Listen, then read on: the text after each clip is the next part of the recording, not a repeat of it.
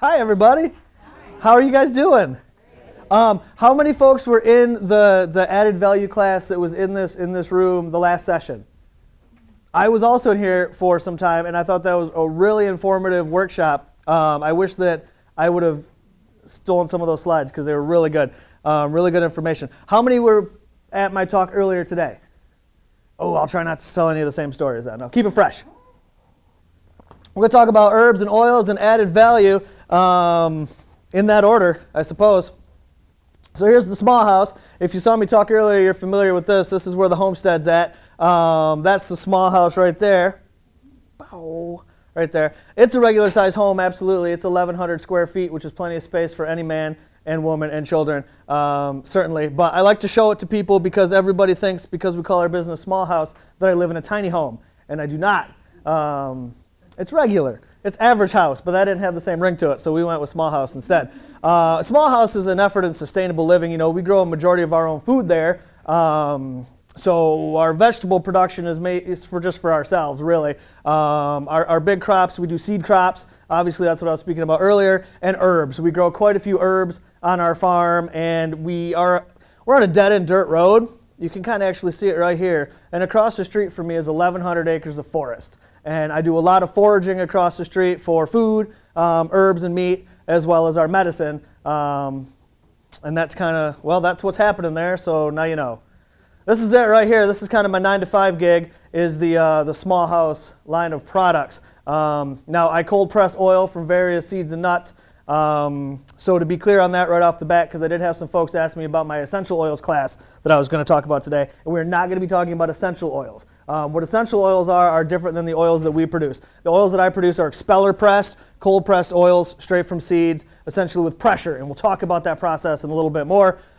Essential oils, for the most part, are steam distilled from plants, and they take incredibly large amounts of plant material to make very small, the essence of the plant, as in essential oils, which is a different product than what we're working with here. If you guys do have essential oil related questions, we can cover that at the end because I do have a little bit of knowledge on that, but that's not going to be the main topic of conversation. We're talking about these oils here, which are used as culinary oils as well as topical oils, and we'll talk about that. And then we gather up a number of the herbs from our farm or from our fields, and then we create a full line of herbal wellness products. If you were at the conference last year, I was in the trade show slanging the goods, so you would see some of the products that we had for sale. And we're going to talk about the process on how we make those and how that has really added a lot of value to my farm operation, to the point where we don't even sell vegetables, really. When we got started at the small house, we were planning on being a market farmer, specifically growing vegetables and things, and that turned out to be not nearly as profitable as the other things we decided to do. So hopefully I can pass a little bit of that knowledge on to you guys. There's my kids, remember them? You've already met them if you saw me earlier. Aren't they adorable? I put that slide in every presentation I give. I give presentations all over the country. Last year I gave 65 talks in 52 weeks, which is a lot.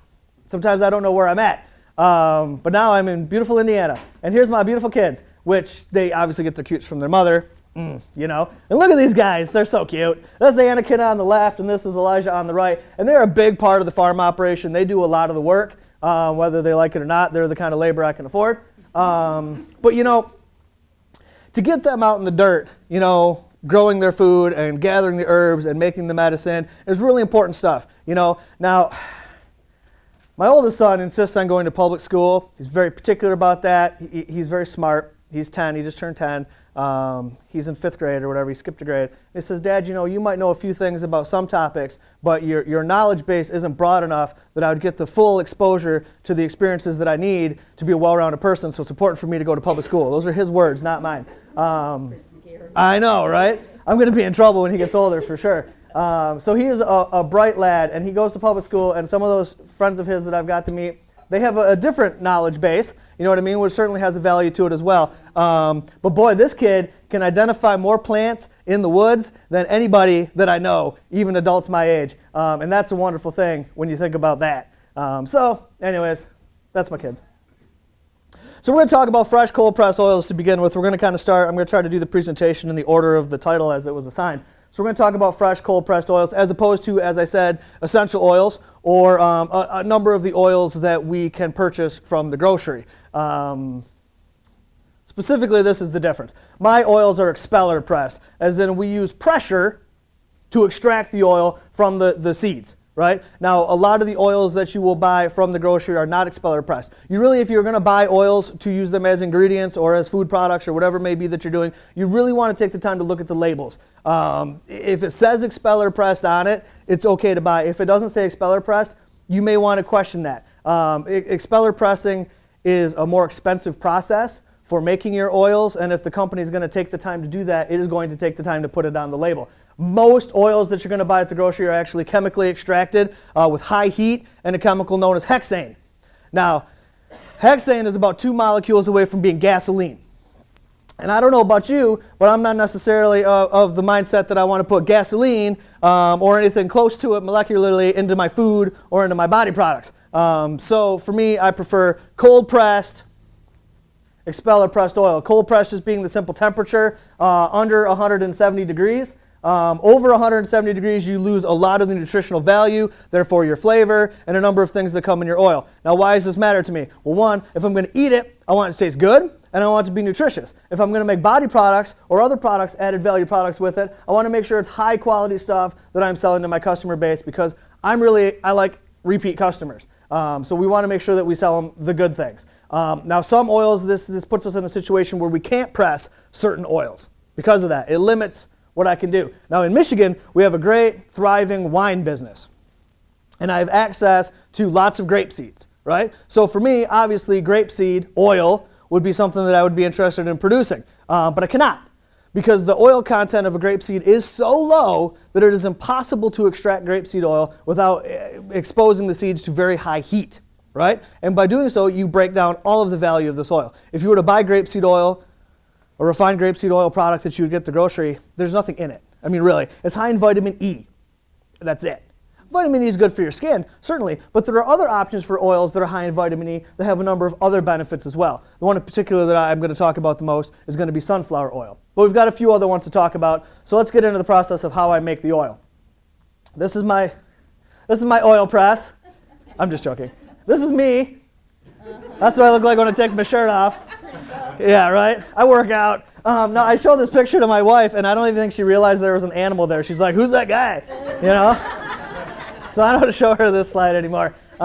This is kind of an old-fashioned method, you know what I mean? But I like to show this because this is the technique. I mean, this is in biblical times. People were cold pressing oil. You know what I mean? This is something that people have done since antiquity. And the process has really not changed that much into how we do it. Essentially what you're seeing here is they get the beast of burden to travel in the circle, I assume with a carrot on a stick or something, and he travels around this way, and then the wheel simply grinds the seeds and plant material to squeeze out the oil, and unfortunately the where the oil comes out is not in the photo, but it's essentially like a little trough, it's at an angle, and gravity, the oil comes out.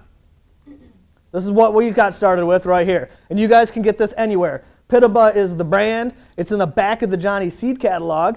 But if you just go and find Pitaba on the internet, you can buy it directly from the manufacturer, and it's like half the price is what Johnny's is going to charge you. And that's it right there. And it comes simply as the machine, pretty much one solid piece right here. You have to learn carpentry skills to attach it to a table. So there's quite a learning curve for me because I'm not a carpenter, and it's a lot of pressure. It's got to be well done. You have to come up with your own hopper. Here, as you can see, is like a 20-ounce bottle or whatever. That's upgraded a lot. And then these pieces right here come apart. And inside of it's a graduated turn screw. And that's all that it is. It's graduated because the angle of the screw changes from one end to the other, right? So as you load your seeds into your hopper, you turn the crank, it feeds it into this chamber, right? And then it's just pressure, squeezing it. And out the end comes the seed cake, and then the oil runs back and is collected into this little container. As you can see here, this is a kerosene lamp. This thing's old school, right? It's got the kerosene lamp because it just a little bit of heat keeps it under the 170 degrees, so it's still cold pressed, but the little bit of heat kind of coax that oil out of there, right? Now the reason that large corporations, large oil production companies don't use this type of technology is because only so much oil is going to be able to be squeezed out of these things by pressure alone, right? the high heat and the chemicals gets a much higher oil pull out of your stuff. So this isn't technically the most profitable way to get oil out of there, but it's the most natural way to do it. And I think that I get pretty good oil pull on my stuff anyways. So this is what we do. Now, when I got started with this, I was laying in bed. Okay, I'll tell you the story. I tell a lot of stories, so I'm just, trying to use up too much time. Okay, so a lifetime ago, I used to do marketing for State Farm Insurance, right? And that was a way different gig, and I had to tuck my shirt in and play golf, and it was very, very rough times, right? And I eventually, a long story short, decided that being broke and having a soul was more important to me than working for an insurance industry. So I gave that gig up and decided that I was going to go out on my own, and we bought the small house, and we went off to do that. And I had read an article in like an organic gardening magazine about a couple that gave up their corporate lives and they bought this old mill, this windmill type of thing, and they convinced all the local farmers to grow organic grains. Then all the farmers brought the grain to the mill and they started this very lucrative business and they were super successful. I was in this, and I was like, I can do the same thing. It's a great idea, so let's quit my job and I'm going to do this. So I went on the hunt for a grain mill. Figured I'd start small or something and eventually work my way up to the big windmill. And searching about. And on my hunt for a grain mill, I found this. Maybe even the first time I saw it might have been in the back of the Johnny's catalog. I don't even know. Came across this, and oil production. Now that's some artisan stuff, right? I was thinking of some romantic thoughts of like being at the market like in Aladdin, you know what I mean, with and selling my stuff. And I was like, oh, this is going to be pretty cool. So I said to my wife, oh, this is what I want to do. And she says, Ben, you're nuts, you know. But it's only a couple $100 to get this thing, you know. And she's like, if this really is going to make you happy, do it. And then I don't want to hear about it anymore. So I was like, okay, so I got it. And I thought, well, now I'm in business. I got a buddy that grows sunflowers. I got some sunflower seeds from him. Sunflower seeds are about 33% oil on average, which is pretty good. So if you're looking to start an oil production business, sunflowers is a great place to start. You don't even have to get the shells off of them. You can run them with the shells on. 33% oil is a high oil content, and sunflowers grow like gangbusters here in the Midwest. So it's something that was easy to get my hands on. Now I'm going to start doing it. So I got that thing, and I loaded my sunflowers in it. I spent a long time on the carpentry, like I told you. Once I got that figured out, I started running that thing by hand, right? Well, okay, you know, I could never get it with my left hand. I could never get the rotation down. So I had like a Popeye and a Wimpy, you know, and I was like doing the thing up all night. Oh, man, pressing the oil.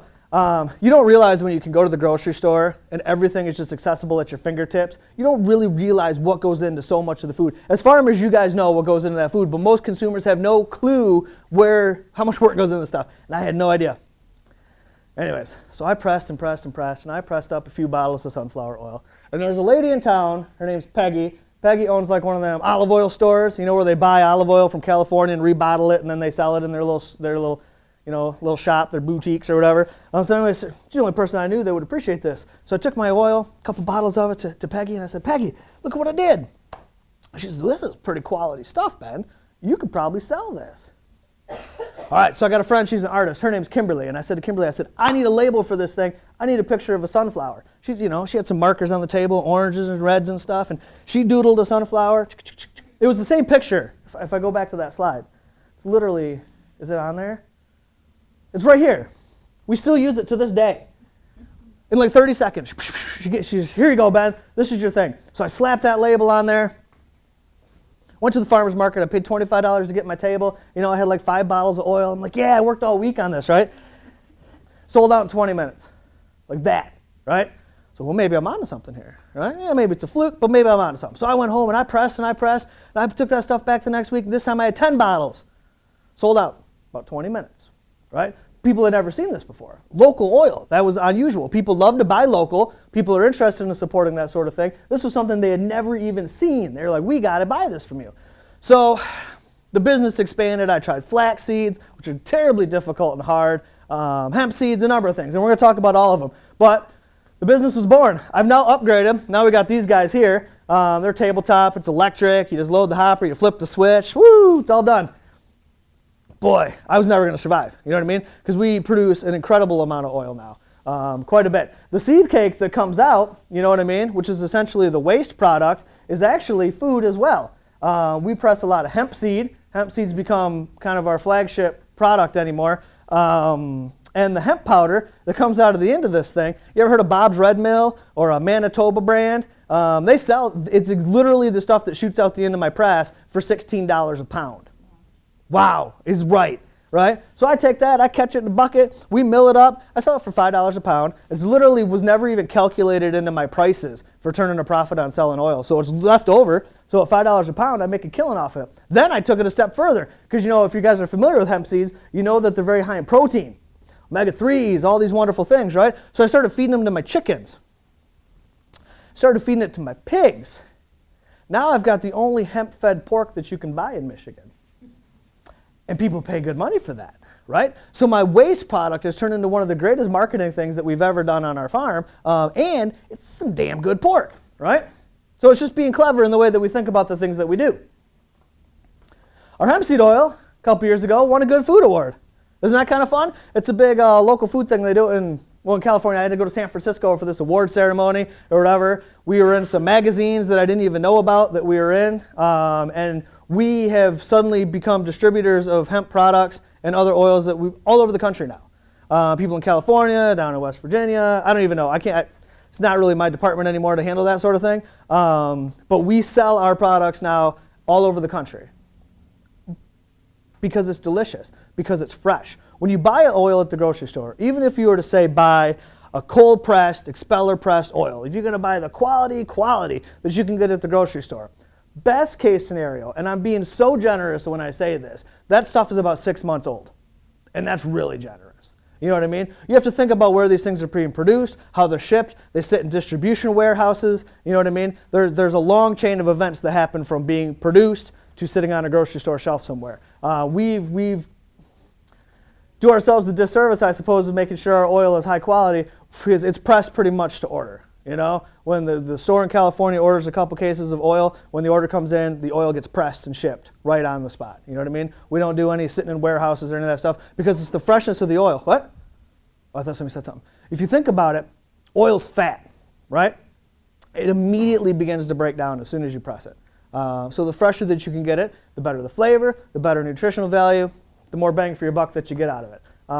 So it's kind of become a pretty cool thing. And anymore, hemp seed, when the presentation earlier that was in this room, the lady said something that I thought was really interesting, that you don't want your flagship product to be something that people aren't familiar with, that you continually have to explain to people. And I thought that was really interesting, and I could totally relate to that. Because when we first started selling hemp seeds, people didn't know what I was doing. People weren't familiar. I come from a very conservative town in central Michigan, and they were like, what the heck is hemp seeds? Everybody thought I was trying to sell them weed, you know what I mean? Like for real. And I had to tell them, seeds, man, right? You can smoke it all you want. I'm sorry, you're going to have a terrible headache. But it was a constant education, nonstop education. One of the smartest things I did was I started filling little baggies. You guys might remember little baggies of hemp from when you were in college, right? I started filling little baggies with hemp seeds and stapling my card to it and just handing it out to people. Right? And all of a sudden, all these people started showing up at my table at the farmer's market because they're like, I got this baggie with your name on it. And I'd be like, you want to talk about hemp? I was kind of like the Jehovah's Witnesses of hemp. Now I'm thrilled I can come to events like this and there's a whole hemp thing going on. They're having round tables and stuff. There's the people in the trade show are pushing to get it to become an agricultural product. That's incredible. You know what I mean? So it's great to see that. But when we first started doing this, it was like knocking on doors. So anyways. These are the seeds that we've pressed oil from most commonly, right here. The hemp seed, the sunflower, sesame, pumpkin, almond, and flax. I'm really trying to phase the almond out. When there's the big drought in California, almonds became really, expensive, but the ethics behind it really bothered me a lot. It takes about a gallon of water to produce one almond. And when you live in a land where water is going to be the greatest commodity ever, it didn't seem sensible for me to be using almonds like I was, which I was making great money, man. The seed cake that came out of almond oil was almond flour, and everybody wants to buy it because they're gluten-free, and we were making money hand over fist doing it. But I really had to make the ethics decision that hand over fist money, when I don't believe in what I'm doing and I don't think it's right for the planet, I could have kept working for the insurance guy at that point. So we've really been phasing the almond out. So in particular, the hemp, the sunflower, and the pumpkin are the oils that I want to talk about today because these are all ones that we can produce locally. You guys can grow these things, produce these things, and make these oils right here in the great state of Indiana. My buddy John Shirk is working mad up in Bristol, Indiana to do all sorts of cool things. And one of the things he's actually working on is some flax seed production on a large scale, which I'm excited about, but we're going to talk about those three anyways. Sunflower really is the one. Isn't that a pretty picture? We all know sunflowers. We're all familiar with sunflowers. Most of you have probably grown sunflowers, even if just for decorations in your gardens. You know what I mean? They're easy to grow. They're incredibly productive, and they have a lot of seeds, right? They produce a lot of seeds. Here's some numbers. So 10 pounds of seeds is what it takes me to make about a gallon of oil, right? On average. You know, there's some variations based on the variety of the sunflower, the humidity in the room when I press it, but on average, about 10 pounds of seeds will make me a gallon. An acre of flowers will make me approximately 200 gallons of oil. Now, we retail our oil around $1.18 an ounce. That's what we sell it for. We sell it in 8.5 ounce bottles. That's what the bottle you saw in that picture, about 8.5 ounce bottles. So at that price, gross, that acre of flowers will produce me about $30,000 in oil sales, right? Which is legit. That's not too bad. I know we're not talking about, you know, the bottle cost and the labeling cost and the amount of time that goes into it. So there's some other costs to take into consideration. But $30,000 gross isn't too shabby, I suppose. But what I've been talking about this whole time is food, right? And the way I've been talking about it is selling straight up oil in 8.5 ounce bottles. You know what I mean? Which at $1.18 per ounce is pretty legitimate. But when we find other ways to sell the oil, like as a body product or an ingredient in the things that I'm selling, that changes everything. And my price per ounce skyrockets, right? Now we're talking about some real profits. A lot of the things that we produce aren't food products, right? The herbal wellness products that we produce fall into a way different set of regulations and laws in the state of Michigan, right? So I don't have to have the commercial kitchen facility that I have to have when I produce the food. The way the costs to produce these things, dramatically different. The way that I'm able to sell these things, dramatically different when I'm not talking about food. And again, most importantly, my price per ounce is probably 10 times that when I use it as an ingredient. And we'll talk about that in a little bit more depth too. Pumpkins. I'm a big fan of pumpkins. Look at this fancy machine. This is the pumpkin seed harvester. You guys ever seen one of these in person? They are something to see, man. This is, it's Austrian, an Austrian thing. They grow a styrene pumpkins, a number of hull-less pumpkin seeds. Seeds that have no shell, right? And they've been specifically bred for oil production. And it's a big to-do. They're also absolutely delicious if you roast them. You know what I mean? They're incredibly delicious seeds. But they grow inside these pumpkins and they have no shell on them, which is just totally awesome. So when we first got started doing this, we would grow some and have some friends grow some, and we would shell them by hand, smash the pumpkin, scoop the seeds, you know what I mean? And that was cool because we wanted to do it. But when you put your labor costs into it, it's just my experience with anything else I've done farming. I don't get paid well enough per hour for the amount of labor that was going into the stuff that I was doing. So I was like, we got to find some different ways to do it. So I found a lady in Chesaning who is able to grow very large fields of pumpkins for us. And she rented this from a guy. There's a guy that does it cooperatively, right? And he'll show up and he'll run this thing, and he harvested the pumpkins. It was probably about $300 that it cost. And I probably ended up with like 500 pounds of seed. You know what I mean? Which is pretty legit. It kind of reminds me of, you guys ever read Little House on the Prairie? My great-grandma loved those books. You know, they reminded her of what life was like when she was a kid. You know, when she was in the nursing home, I used to go there and read Little House on the Prairie books to her. So we kind of had that sentimental attachment to that story. And then when my son got older, he was at some place where he came across this, and he comes home and he says, "Dad, you ever heard of Little House on the Prairie? It sounds like something you'd really be into," you know? And I was like, oh, man. So I went and bought all the books, and we were reading them, and it was so much fun. You know what I mean? And that's kind of how we came up with the name for Small House, really. We're kind of like the Little House in the Big Woods, but that name was taken too. So, but anyways, I'm connecting that. Ready? So in the books, right, when they would harvest their grains and stuff, nobody had the equipment necessary on these small rural scale to produce the things that they needed. And there was guys that had the threshers and had the equipment that would travel from town to town, threshing the wheat and taking care of the grains, right, cooperatively. Same thing that this guy's doing exactly right now with his pumpkin seed harvesting machine, right? So as a community, we are always stronger when we work together. No man is an island. We can't accomplish anything on our own, but as a community, man, look what we can make happen. To watch this guy show up with this machine and harvest these pumpkin seeds was something, it was unreal, I tell you what. So this one's almost the opposite of the sunflower seed, though. We press the oil. It's high dollar stuff. I sell, what is it? It's like a 4-ounce bottle for like $15. You know what I mean? It's primo. You know, people use it in some salad dressings. It's this beautiful red color. It's interesting too because the seeds are green, but the oil is gorgeous red color. In France, they put it on eggs. It's like a delicacy. It's a pretty, but it's high dollar stuff. I got a guy that buys it, and he just uses just a little bit. He makes soap. Buys a lot of oils from me to make soap. Just a little bit. Pumpkin seed oil soap, man. Boom, people give him money, right? So again, he's taken that to one step further. He's using it as an ingredient and barely using it, just enough to use it and making money off of it. You know what I mean? But I actually roast these things. We have a commercial kitchen facility now. We roast them and bag them up, 5-ounce bags for $5, because I like 5. It's a nice even number for me. But that comes down to like $16 a pound that I'm selling these pumpkin seeds for, which is pretty legit. If you wanted to buy pumpkin seeds, if you just wanted to straight up buy raw styrene pumpkin seeds, it'd be about $3 a pound. So you could buy $3 a pound and turn around and sell them for $16 a pound. It takes about an hour to roast them. You guys can do that math. What about hemp? The Sea of Green. Isn't that a Beatles song or something? The Sea of Green. Now, I've been told that here in the state of Indiana, you guys are not allowed to grow hemp yet, and it may look like it may be many years before that becomes the case. I find that to be unfortunate because, as we all know, American history and the history of hemp are tightly intertwined with each other. In colonial America, it was mandated that everyone with land had to grow hemp. The Constitution is made on paper, made from hemp, right? The first American flag is made out of hemp. You know what I mean? I feel like I'm preaching to the choir here because you guys understand the hypocrisy of what's happening here. Some people like to say, well, it's the drug war. You know what I mean? We can't have the hemp growing and the marijuana's growing because how would the police be able to tell the difference? Obviously, they've never seen a hemp field or growing marijuana because they would know the difference. But if we understand the biology of the plant, that would explain that, right?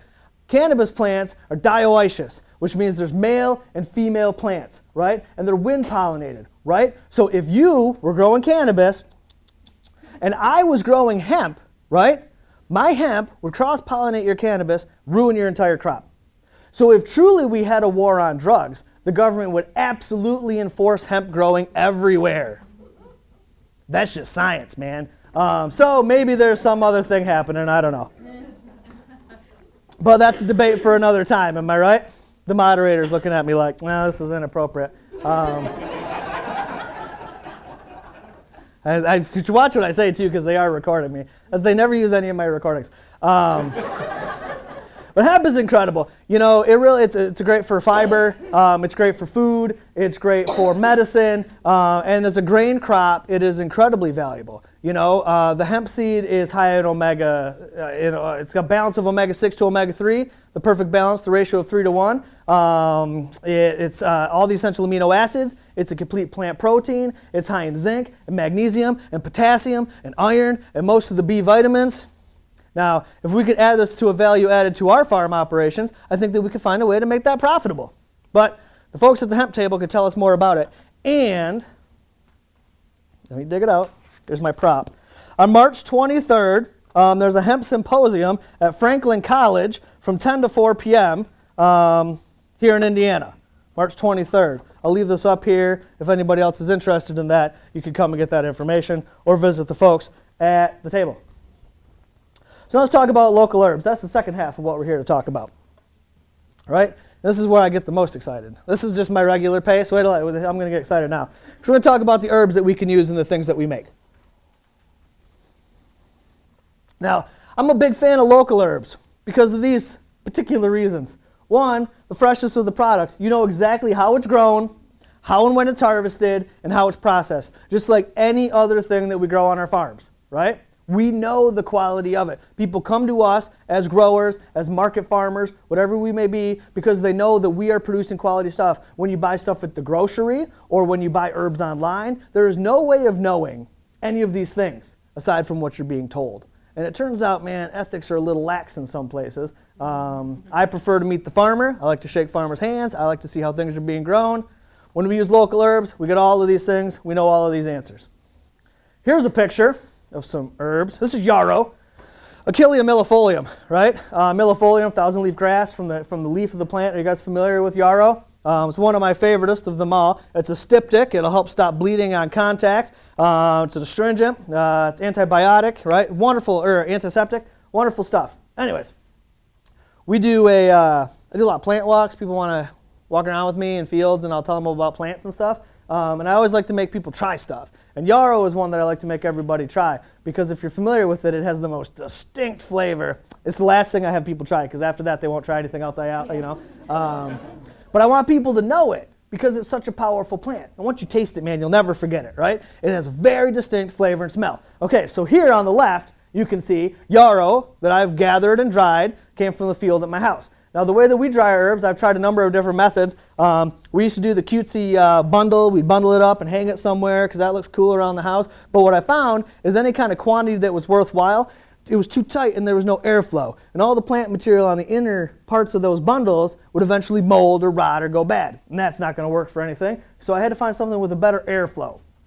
Well, we have a pole barn at our place. It's 1,100 square feet. It's literally the same size as my house. I've got a bunch of screen doors from like Goodwill and off the side of the road and all these places, and some sawhorses. And in peak harvest time, you can come to my house and you'll find that we have screen doors on sawhorses all through the pole barn with some fans, because I like to lay them all out on screens. I do the same thing with my seeds, the same thing with my herbs. I lay them all out so they get good airflow. Cool, dark, and dry place, run some fans or something. And look at this. You can look right at that and be like, that's Yarrow. You can open that jar, Yarrow, right? Okay, now, I'm not a proponent of buying things on the internet, but sometimes things happen, right? So here is some certified organic, and that's a whole different topic. Certified organic Yarrow leaf and flower from the most reputable online herb company in the country. I will not mention their name. If you're familiar with herbs, you may recognize the label.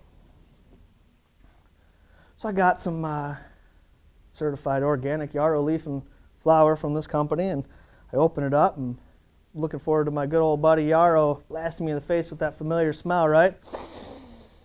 Kind of smells like hay. That's unusual. It looks like hay, right? Certified organic, most reputable herb company, sold me something that I can either identify by smell, by flavor, by appearance, by taste. In no way other than the label on that package would I even know that what they sold me was Yarrow. You guys know, man, when you can buy it from your local farmer, always buy it from your local farmer. Am I right? Because you get quality. None of this grocery store stuff. Marketability. The marketability of locally grown stuff, all of you know if you sell locally grown produce or any sorts of things at your markets and stuff. When you sell local stuff, people respond to that and they want to buy local stuff. These are pictures of some of the salves that we sell at the markets. My wife's come up with these handy dandy, they're egg cartons. But they work out perfect for these little 1 ounce containers, these little displays. You know what I mean? It's from our homestead to yours. That's the tagline. It comes from my home, it goes to your home. You know what I mean? That familiarity that people have with that, they like that. They respond well to that. If I'm going to take the time and effort to spend most of my day in the woods gathering plants and crafting them into medicine and products for other people, man, I want to have that personal relationship. That personal relationship people appreciate. That personal relationship people will pay money for. That personal relationship equals dollars and cents at the end of the day. You know what I mean? I've gotten to know so many people. We do farmers markets. We do a lot of online sales, especially after you won that award. I barely even interact with the online stuff. It's very impersonal. You know what I mean? It's kind of like PayPal deposits and then there's money there, you know, and that's good. But I still go to the farmers markets, even if it's just for marketing or to make myself feel good. Like, I just love interacting with people on a one-on-one basis. I absolutely love it.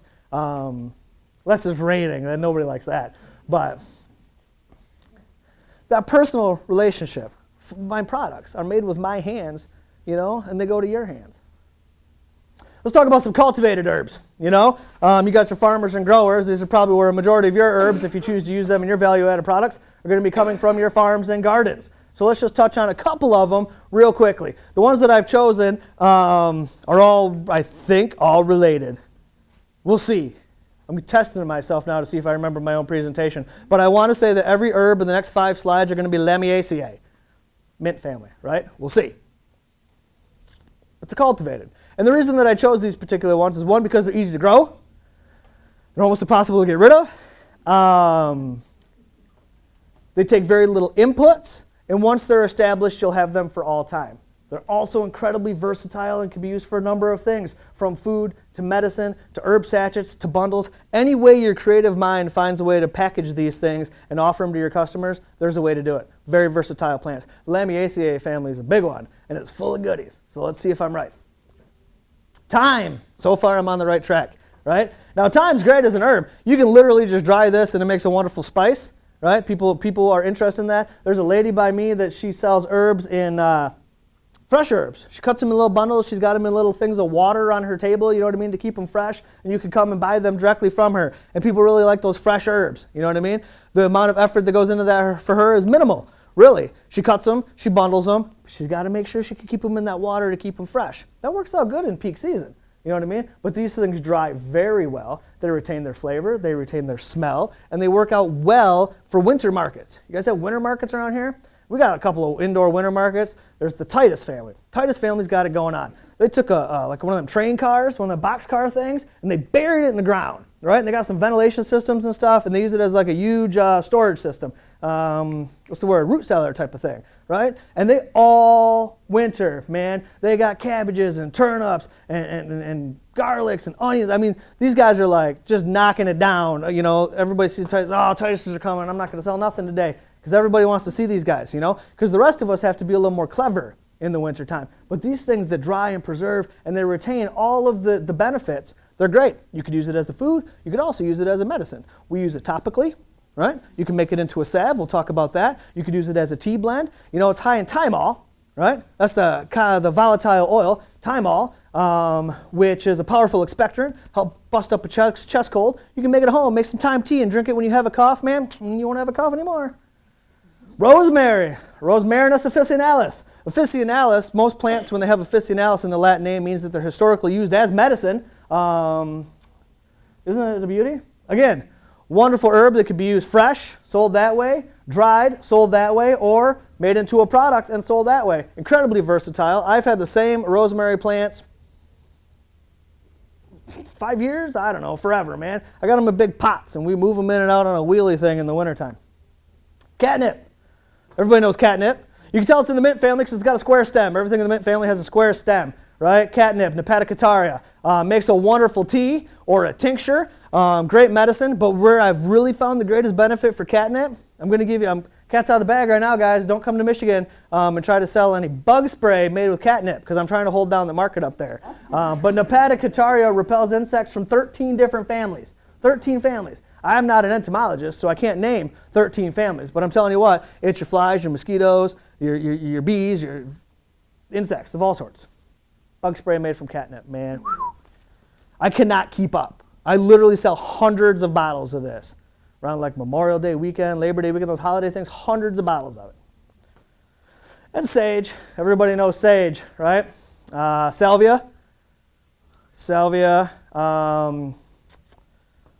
Salvia to save. Why would a man die if he had sage in his garden? Right? And lavender. We all know lavender. Lavender, you can literally bundle it up just like that. I sold them for $5. $5 a bundle at like craft shows and stuff. $5 a bundle. Man, shoot.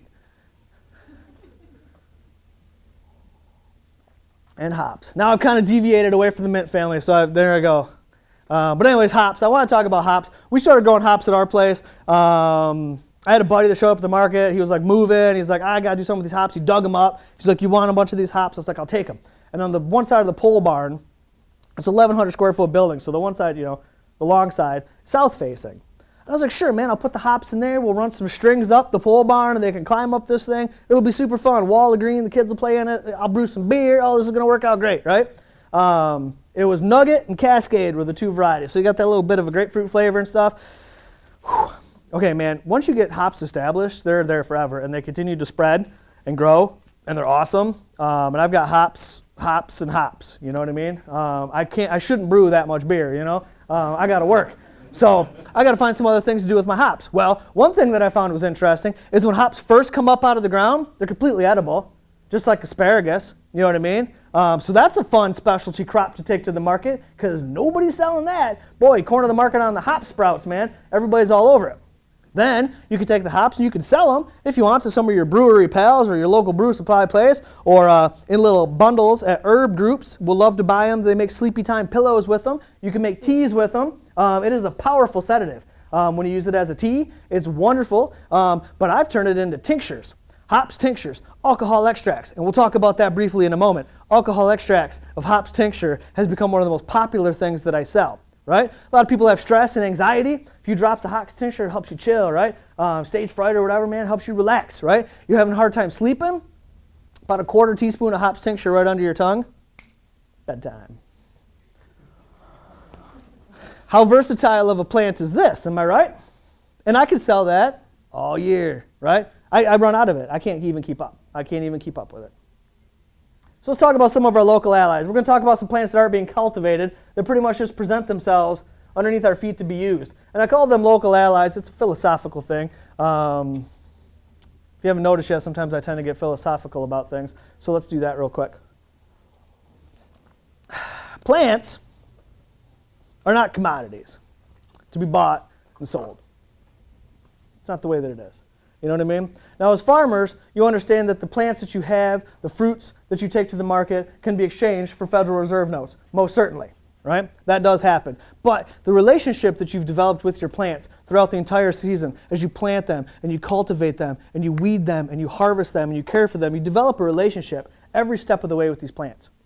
And when we think of our plants as just some sort of commodity that we have power over, that we are great and they are just minuscule servants here to serve us, that's a flawed way of thinking. And the large-scale agricultural system that we have, that we live in right now, is a product of that way of thinking, right? We just spray inputs on these things and run machines over them, and how many bushels per acre? That's all anybody wants to care about, right? Taking these things to the grain elevator, exchanging for Federal Reserve notes, right? Now, what a flawed way of thinking. We've become so far removed from our food and from our plant life that we consider them commodities. Most of the millions of acres of farmland that I drove past on the way here aren't even producing food. What a weird world we live in. So let's talk about our allies, because it's a synergistic relationship that we all have with plants. And as farmers and growers, you know this. You're out there every day having these relationships with your plants, right? Without people, plants are fine. But without plants, people don't exist, right? So really, they kind of have the upper hand. And maybe we should treat them with that respect. All right, let's talk about some plants. Stinging nettles. You guys all know stinging nettles, right? Urtica dioica. It's got the hairs on the stems and the other side of the leaves. And on the tips of each one of the hairs is a molecule of formic acid. Very similar to a red ant bite, right? So when you brush up against it, ooh, it burns, and you're very sad about it, okay? But let's think about this plant from some other points of view. Topically, it's incredible, right? Once it's dried or heated, the formic acid breaks down and is no longer dangerous to us, right? It is incredible for inflammation, circulation issues, arthritis, and joint pain. I'm telling you what, this is the herb that you want. Roman soldiers used to beat each other with nettles plants to get all pumped up, you know what I mean? And when you do it, you know, you see that blood rush right to the surface, right? Topically, it's great. It's also delicious and incredibly nutritious, right? You heat that up in some soup, you cook it like some spinach or something, man, and you are set. I dry it out, I make tea with it all winter long. It's so high in vitamins and minerals. You know, if you think about a natural diet, we grow a majority of our own food. I try to shy away from the grocery store. So there's times of years like this, I eat a lot of root crops and salty things and meats and stuff, you know what I mean, which isn't really that great. So when you can have these types of things, helps flush that system through, right? Keeps you fresh, keeps you young, right? Jewelweed. Look at that beautiful thing. Oh, man. So jewelweed, touch me not, right, from the seed dispersal mechanism of the plant. When you touch it, it literally shatters and throws the seeds all over the place. This is something you'll find growing probably on the ditches and places all around your farms. Absolutely, it's everywhere. Absolutely gorgeous. Wonderful topically for poison ivy. You bust off the leaf of this and the juicy sap that comes out of it, man, you can make soaps with it, you can make salves with it, you can literally just freeze it in ice cube trays and use it around your farm. Really powerful stuff. And it's a jewel. I assume it gets its name because it's gorgeous. Dandelion. We all know dandelions. Taraxacums, right? Now some people will harvest the roots and use them for tonic herbs for nourishing their livers and things like that. That's great. But have you ever been to the grocery store, man? I've been there. I try to avoid it, but when I go there, I go to the fresh food aisle. And at the fresh food aisle, you get to find all these wonderful things that people sell. Dandelion greens. That's what they're selling at the Myers. You guys have Myers here? That's what they're selling by me. Dandelion greens. Bundles of them. Like $4 for a handful of dandelion leaves. Interesting. I know a lot of people that have dandelions in their yards, they go crazy about it. They want to dig them up, they want to spray them, they want to stomp them. Oh, these dandelions, you know, and then they're like, boy, all this work killing dandelions, I'm hungry. What the heck's that all about? We could be gathering these things up, taking them to the market and selling them to people. These are far more nutritious than the iceberg lettuce they like to make their salads from. How about red clovers? Oh, gorgeous, isn't it? They're delicious. You ever eat them? They're so tasty. Putting them on salads, right? I make teas with them. They're wonderful stuff. Now, what if we help people at our markets learn to understand that all of these plants that they walk past every day are actually food, right? They're food. Plantain. Plantigo major. You guys know this one, right? They also have lanceolata, the long leaf. They're essentially, from the chemical makeup, they're about the same and can be used both ways. I think this is a really interesting plant. It's a rosette, and the leaves that grow in the center, totally edible. High in vitamin C, great, right? It also works great topically. You can chew up a plantain leaf and put it on like a bug bite or a spider bite or something. Stops the itch like that. Pretty cool stuff. But one that gets me the most, you go to these dang health food stores. I could talk for hours about the health food store, but the health food store sells this thing called psyllium husk. You ever heard of psyllium husk? It's plantain seeds.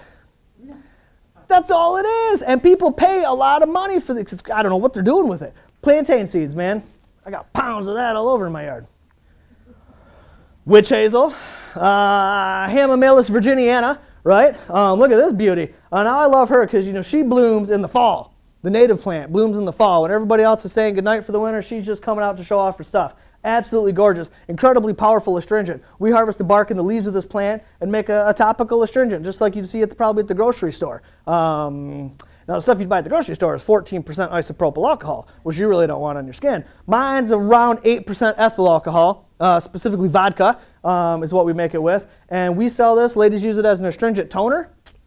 And the cat's out of the bag. I'll tell you about this one, too. This is the most popular thing I make, hands down. I tell people now, if you buy this from me, you'll never be able to buy witch hazel anywhere else ever again. I'll set up outside of Lansing or in Ann Arbor by the colleges, and those young college girls literally line up and buy all of it because they're using it to wash their faces with. You know what I mean? Witch hazel. I bet this grows all over the place around here. You guys could sell that all year long. How about goldenrod? Did you know that goldenrod's delicious? Makes a wonderful tea. And contrary to popular belief, goldenrod does not cause allergies. Goldenrod actually relieves allergies. Wild, right? Autumn olives. Whew. You guys have autumn olive here? It's an invasive. Is there anybody from like the local conservation district here? Okay, good. Some people like to talk about invasives, and people can get pretty emotional about that, and I don't want an accidental fist fight to break out. I have a friend who works for the conservation district, and we've agreed just not to talk about it anymore because we have different opinions. But in my opinion, if you really want to think about things, the most invasive species on the planet is us, people. Hands down. There's no denying it. Right? And when we think that we have a better understanding of nature than nature does, and that we can choose what plants belong and what plants don't belong, I think that's a frightening place to take our philosophy, right? So autumn olive is all over the place by me, and the government brought it and planted it, and now they can't stop it. But, you know, the berries are edible. Leaves are edible. They make a great tea. There's a lady in Lansing who has an entire herbal tea business at the farmer's market. All of the bases of her tea are made from autumn olive leaves. It's delicious. There's a guy in Mount Pleasant, Michigan that makes jams out of the berries, and he's got a fancy little machine he'd bought, a little pitter, pops the little seeds out. And he gets a hold of me one day and he said, Ben, man, I got buckets of autumn olive seeds. You want to press some oil out of them? See if we could press some oil out of them? Like, whatever, dude. I'll run anything to press once just to see what it does, you know? I was like, bring them over, right? So we pressed them, and it didn't produce a lot. It was pretty low production, you know what I mean? But I gave him back his oil, and have a nice day. You know, he gave me like $20 for my time or something. I was like, whatever. I run into him a few months later. I say, man, whatever happened to that oil? Remember that? So he had sent this oil off to a scientist. And there's this big study going on that there's apparently an active compound in autumn olive seed oil that fights tumors. And they're trying to make some anti-cancer medicine out of this thing. And I thought, man, that's interesting. So I'm by Midland, Michigan. Remember Dow Chemical? You guys heard of that, right? The largest chemical plant in the world. We have an incredibly high rate of cancer near me. we also have an incredibly high rate of autumn olives. So maybe instead of considering autumn olive as an invasive, maybe it's a gift. It's all in the way that we think about things. Queen Anne's lace, right? Wild carrots. All carrots that you guys have ever grown have come from this plant, right? You can actually pull them up, and if you get a good one, I mean, you can eat them. They're white, carroty. If you get them when they're young before they get fibrous, they're absolutely delicious. But here's the added value. Take these flowers and make tea with them, right? And then you take that tea and use it as a juice in your favorite jelly recipe, right? And it will make the most delicious honey-flavored jelly you have ever had in your life. And I stand by that statement.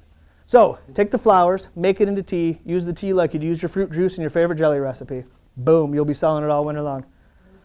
Elderberry. We talked about elderberry in the last workshop. Big fan of elderberry. I've actually started using the flowers as opposed to the berries because chemically they're about the same from a medicinal standpoint, and they're a lot easier to get from the birds, and I don't got to battle the little sticks and stems that come out of it either, which have cyanide in them, and you really don't want to deal with the berries if you're not familiar with them, honestly. But I tincture the flowers. Makes a great medicine, helps boost your immune system. I sell a ton of it in the wintertime. Bam, chicory. Oh man, you know you can dry out the roots and roast them as a coffee substitute. Go down to Louisiana, man. Blackest coffee you've ever had. Boom, white pine. High in vitamin C, right? White pine is the state tree of Michigan. It's got 5 needles that come together at a point. One for each of the Great Lakes. That's how they taught it to me when I was a kid. High in vitamin C. It's a fun one because, you know, when you think about nature, in the winter time, people need vitamin C to help fight colds. Yet you can't get any of your plant material because it's all buried under snow. But if you look up, there it is. Just waiting for you. Makes wonderful medicine, excellent tea, totally delicious, and it's beautiful if you're making some sort of display or bouquet. Mullien, toilet paper plant. That's what my son calls it, but I'm not allowed to tell that story anymore. But you know, the law of signatures is an old herbal thing that plants, the parts of a body that a plant may resemble are traditionally, that's what part of the body they've been used to heal. And as you can see, the leaf somewhat resembles a lung. And it has a long indigenous history of helping with coughs and colds and other lung issues. It's a biennial. The second year it'll put up the stalk with the beautiful yellow flowers that you might be familiar with. And upon closer inspection, you'll realize that those little yellow flowers actually look like ears. Right? They say it's great for ear infections. Well, I tell you what, one time I was doing a workshop about infused oils, and I took some flowers. I picked them on the way there, because that's how prepared I was. I brought them to the workshop, and we infused them in some oil and taught people about it, and then that thing sat on my shelf for, I don't know, months. Then my kid had to come home from school with an ear infection. Put a couple drops of that in his ear, right back into business. Interesting. Yarrow, there she is. We already talked about her. Wintergreen. Oh man, I'll tell that story really fast. I got like 7 minutes. This is my favoriteest of all the plants. So it's high in salicylic acid, right? Methyl salicylate, which is similar to salicylic acid. Methyl salicylate, which is what they use to make aspirin, right? Great for topical pain relief, right? As a tea, as a topical, totally awesome stuff. Now, it's my favoriteest plant. So when I was a young boy, and I was a teenager, you know, 13, 14, I did what most boys that age did in their spare time, Tai Chi in the woods, right? And when I was out in the woods, I would, you know, harvest berries and things like that. And this was the first berry that I'd ever really picked, the first plant I ever developed a relationship with out in the woods. Well, that was a long time ago. And eventually those woods were all torn down and built into big houses for people that worked at Dow. But they kept a little piece of that woods and turned it into a park. They called it Huron Park, right? And when I first met my future wife, she was just my girlfriend at the time, I used to take her to Huron Park, you know, and we'd have picnics and do things that couples do, and wander about, and I'd show off the plants that I knew, you know, like, hey, you know, right? Because that's pretty much all the game I got. And but it worked, because now we're married. And fast forward to the future, and we got beautiful kids, and we live out in the middle of nowhere, and that 1,100 acres of woods across the street where I gather wintergreen with my children today is called Huron Forest. Whoa, right? Wintergreen. Strawberries. We all know strawberries, and you can make it as add value as a jam, but you can also use the leaf, when properly dried, is wonderful as a medicine for female menstrual issues. Boom! Chickweed. Stellaria media, as in the stars, right? Stellaria. Chickens love it, first and foremost, but it's great for any kind of topical rash or itch, any kind of skin abrasions, great stuff. Bam, violets, make some tea with it, makes a beautiful blue tea, delicious. Sumac. You guys ever had the sumac? Okay, so you can take these flower clusters right off of here, man, and make lemonade with them, put them in some hot water and stuff, and it is the most citrusy flavored, delicious lemonade ever. In India, they have a variety of this where they actually, when it dries, they'll roll that powder off of it and they sell it as a spice. It's great on salmon, wonderful stuff. You could just sell these things. I've literally just taken these flower cones off of the plants and put them on things, sell them at craft shows, and people buy them because they're beautiful. Lamb's quarters. Chenopodium album. You guys know lamb's quarters, right? Here's 2 things, 3 things, 4 things. How many things am I going to say about lamb's quarters? Okay, so it's totally edible, absolutely delicious, super nutritious, just like spinach, right? Chenopodium album. Very closely related to another plant that you guys may know, Chenopodium quinoa. Familiar with that? Quinoa from Peru. People like to go to the health food store and pay buku bucks for quinoa seed. Comes from a plant just like this one. If you've ever grown quinoa, you can't even tell the difference between the plants until they make their flower heads. Quinoa has been bred to make a much tighter seed head as opposed to lamb quarters. A clever breeder would be able to come up with the next big thing. If we could breed lamb's quarters to have tighter seed pods, $1 million, right? You ever been to Peru? All the quinoa comes up here, right, for Americans to buy, and they eat the leaves because it's incredibly delicious, right? I'll cut these things, put them in a vase of water in my house, so they're always right there, so I can just pull them off and put them in everything that I cook. Here's why I want to tell you about this. So by me, there's a place that's called Midland Fresh. It's a program, and all these churches have community gardens. And then this Midland Fresh mobile food pantry will go to all these community gardens and gather up the produce and then drive it to neighborhoods where they don't have stuff and give it to people that are without, right? Wonderful program. So I was sitting in, because I'm trying to convince them to have a seed program too, you know. So I'm sitting in on one of their meetings, and it was early spring, and they were talking about the pros and cons of the program. And one of the big issues they were having is even in the off season, there's a ton of hungry people, and we don't have enough food to feed these people. What are we going to do in the off season, right? And from that, they segued into the next thing. Boy, even though we're not growing stuff in our gardens yet, man, weeds are terrible, and we don't have the volunteers to keep down all these weeds. And I was like, what do you mean weeds? And they're like, oh, lamb's quarters and all these things. Let's take those 2 sentences, put them together, right? Here's the solution. Our challenge becomes our solution, right? Our problem becomes our answer. So I took all these guys and we showed them, and we harvested lamb's quarters, loaded them up on that food pantry and took them out to everybody, right? Because it is a delicious vegetable. And pretty soon, all these people in Midland were eating lamb's quarters. They didn't even know that they were weeds. They were thankful for food, right? This is a crop that every single one of us could be offering at our farmers markets, offering on our table, far more delicious than most of the things. Takes no inputs. You don't have to water it. You don't have to weed it. You don't have to do anything. Nature's provided it to all of us to feed ourselves with. St. John's wort. Skip that. We don't have a lot of time. Serviceberry, Amelanchier. Familiar with this? They grow everywhere. Delicious berries. Make a jam. I make Amelanchier berry muffins. People love them. Self-heal, prunella, more herbal medicine. Bone set. Although the name would lead you to believe it's for bones, it's not really. It's more for coughs. Wild corn dogs. Everybody wants these things, right? All these plants were within a bike ride of my house, right? I could spend my day in my fields working. I could spend a day wandering about and gathering all of these wonderful things that I could use as products in the off season. Let's use some of these plants. So we talked about using a lot of these plants as produce, right? They're edible. Many of the things that we talked about could be used as food. The easiest way to sell things to people at the farmer's market is as food. They're already used to buying vegetables from you. We just have to sell them some different vegetables. This is one that I want to see everybody eating. Ready? Does anybody know what that is? Hostas. Somebody say hostas. It's hostas. Good, you're right. It's hosta seed pods. So now hostas are completely edible, right? The entire plant is edible. The most delicious part of the plant is the seed pod. Delicious. They taste like garden peas, right? Last year I sampled 212 different varieties of hosta seed pods. Everywhere I went I ate seed pods. Every single one of them was edible. Some of them were better than others, but they were all edible. These could be great as a vegetable. These could be great steamed. They're certainly great sauteed. They would be wonderful pickled. There's a number of ways that this common plant that everybody's got in their yards could be feeding people everywhere we go. If we just change the way that we think about our foods, man, food is everywhere.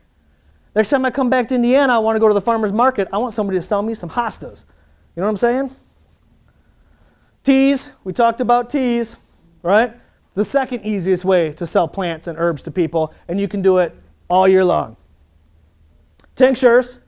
Now this is a funny picture, actually, if you can see it up close. Every single one of these bottles is a cannabis tincture. I didn't realize, I just wanted some old medicine bottles. So you can't sell those at the market yet, but you can sell these. All a tincture is an alcohol extraction, right? So tea is a water extraction, a salve is a fat extraction, tinctures are alcohol extractions, incredibly potent medicine. And we make them from a number of different plants. These are 2-ounce bottles. I sell them for $12.